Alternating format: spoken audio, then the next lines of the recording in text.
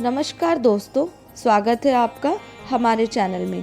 दोस्तों, अधिकांश लोगों के मन में ये सवाल आता है कि अच्छे कर्म करने वाले को बुरा फल क्यों मिलता है और बुरा कर्म करने वाले को अच्छा फल क्यों मिलता है। आखिर भगवान अच्छे लोगों का साथ क्यों नहीं देते, हमारी प्रार्थनाएं, हमारी मिन्नतें क्यों नहीं सुनते। ऐसी सभी सवालों के जवाब हमें भागवत गीता में मिल सकते हैं। और भागवत गीता के एक प्रसंग के अनुसार एक गवाला भगवान की बड़ी सेवा करता है और वह हर दिन नियम से मंदिर जाकर सच्चे मन से भगवान का स्मरण करता है। उसकी भक्ति का सिलसिला कई सालों तक ऐसे ही चलता रहा। एक दिन उसकी भक्ति से प्रसन्न होकर भगवान ने उसे मंदिर में दर्शन दिए। प्रभु को अपने समक्ष पाकर उस गवाले की आंखों में आंसू आ गए। वह बोला, प्रभु, मैं वर्षों से इस दिन का इंतजार कर रहा था। मैं प्रतिदिन आपकी मूर्ति देखकर सोचता था कि मेरे स्वामी सदियों से इसी तरह खड़े होकर भक्तों को दर्शन दे रहे हैं।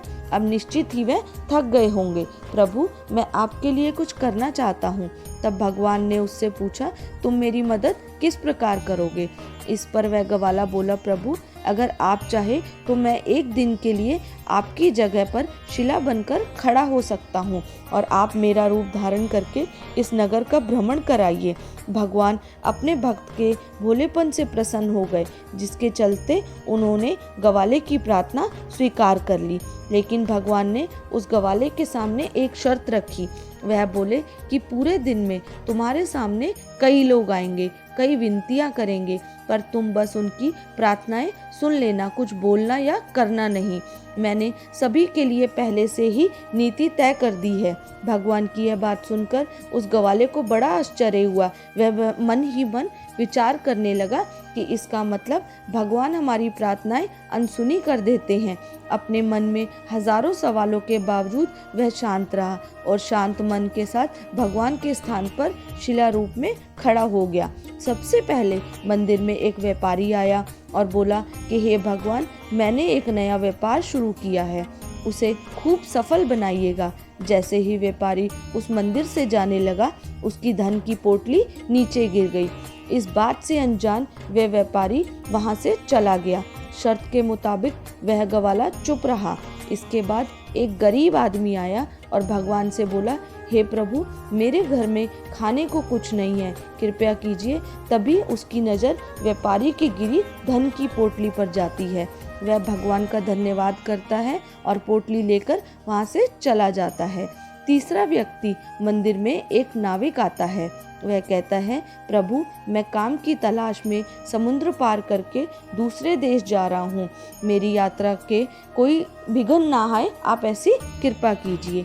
नाविक भगवान से प्रार्थना कर ही रहा था कि तभी व्यापारी नगर के सैनिकों को लेकर मंदिर में आ जाता है और कहता है कि मेरे बाद मंदिर में यह नाविक ही आया है।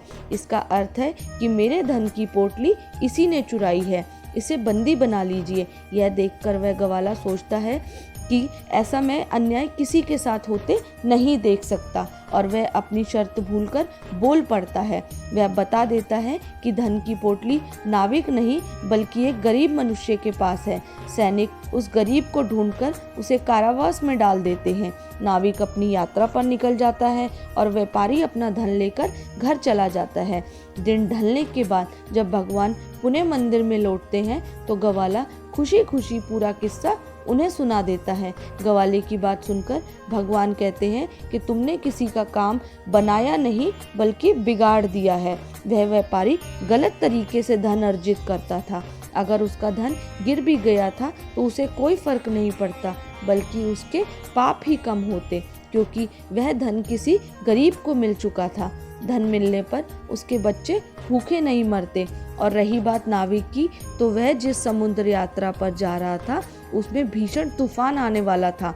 अगर वह कारावास में रहता तो उसकी जान बच जाती।